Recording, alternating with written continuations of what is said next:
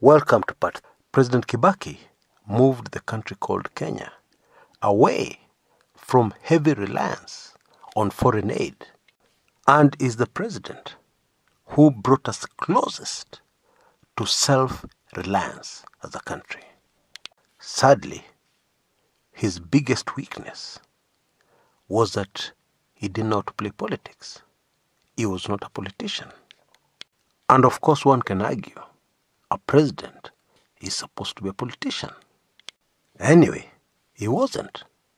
And indeed, there are many instances where there's evidence that he was politically naive. Actually, surprisingly naive for president. Let me just give you one simple example, and it's from the 2007 elections. I now understand very many things I never understood in 2007. I found it very strange at the time that the main way Mwai Kibaki campaigned in 2007 was to crisscross the country and try and talk directly to the voter.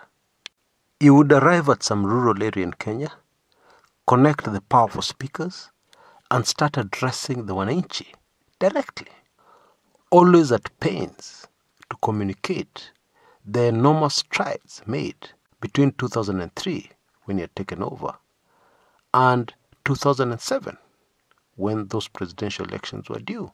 This was very strange, because a presidential campaign anywhere in the world is never and can never be a lone wolf operation.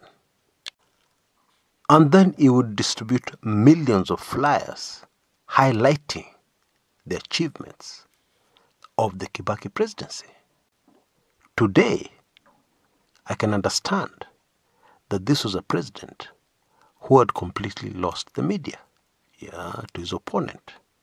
And the strategy here was to bypass that partisan media and talk directly to the people. And I understand completely why a presidential candidate who had run out of options would see this as the only way out. However, the problem was in the execution. Obviously, this would be the kind of strategy that would be very difficult to execute successfully by just addressing the people directly and distributing flyers and in the race for the presidency. Anyway, this latest information from WikiLeaks is a confirmation of what many Kenyans already knew. And that is, the Kenyan media is not what it used to be when it comes to covering general elections. Now, let's be clear. We still have very good people in the media, very competent people. I know many of them personally. However, it is clear that these good people and their good intentions have been completely drowned in the destruction of the independent Kenyan media as we knew it. And if we are to believe this information from WikiLeaks, then all this started or was started by Raila Odinga.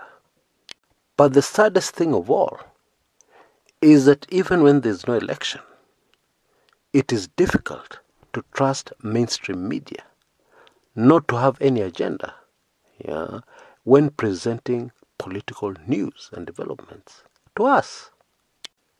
I also need to add, and I believe this is important, that the reason why I've taken time to confirm the WikiLeaks information with actual events from the 2007 elections is because it would be a mistake to be gullible and believe everything that WikiLeaks presents to us. Let me give you a fascinating tale from 2009 to illustrate this. 2009 was the year when the founder of the Oscar Foundation, a man who was called Oscar Kingara, and a colleague, Paul Oulu, were murdered, assassinated on the streets of Nairobi. For a long time, the way it happened was shrouded in mystery. According to information from the local media, which was picked up by WikiLeaks and later used in a movie based on Julian Assange and his life and his work, Oscar Kingara was stuck in traffic and a motorcycle appeared from nowhere with a lone gunman who gunned him down together with his colleague, Bwana Ulu. But about 3 years later, I came across information from some former university students who had been forced to seek political asylum because they were witnesses to the murder of Bwana Oscar Kingara. These students witnessed several men in a large dark vehicle, unmarked, carrying automatic weapons, actually execute the assassination. And they were not in a hurry. They very casually walked back to the vehicle. In fact, one of them even spoke to a university student who asked why they didn't take the bodies away. The man replied, it would be taken care of. And they got into the vehicle and drove off, casually. Of course, the murder clearly had state written all over it.